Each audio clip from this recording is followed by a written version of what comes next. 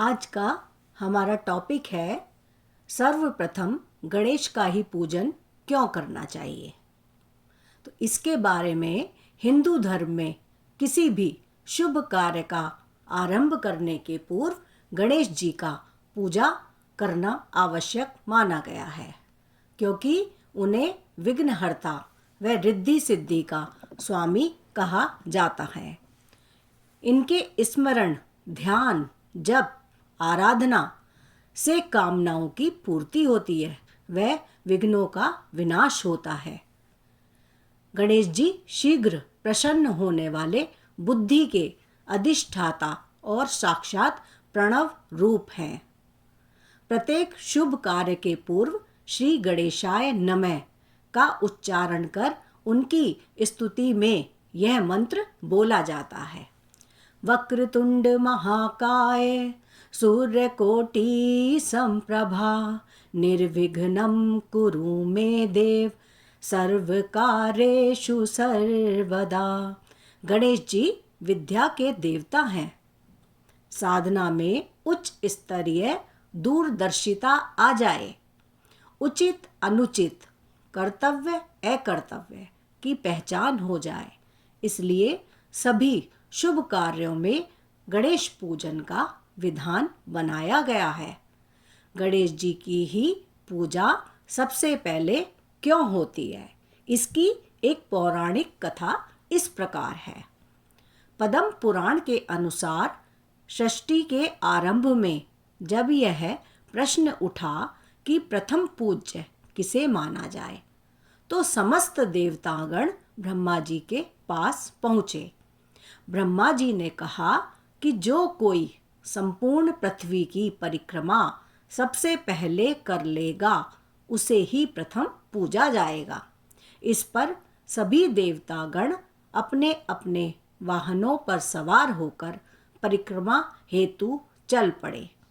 चूंकि गणेश जी का वाहन चूहा है और उनका शरीर स्थूल, तो ऐसे में वे परिक्रमा कैसे कर पाते। इस समस्या को सुलझाया देव ऋषि नारद जी ने।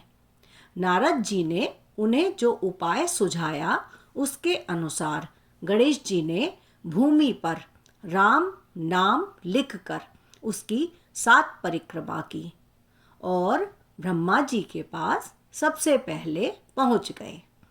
तब ब्रह्मा जी ने उन्हें प्रथम पूज्य बताया, क्योंकि राम नाम साक्षात श्री राम का स्वरूप है और श्री राम में ही संपूर्ण ब्रह्मांड निहित है।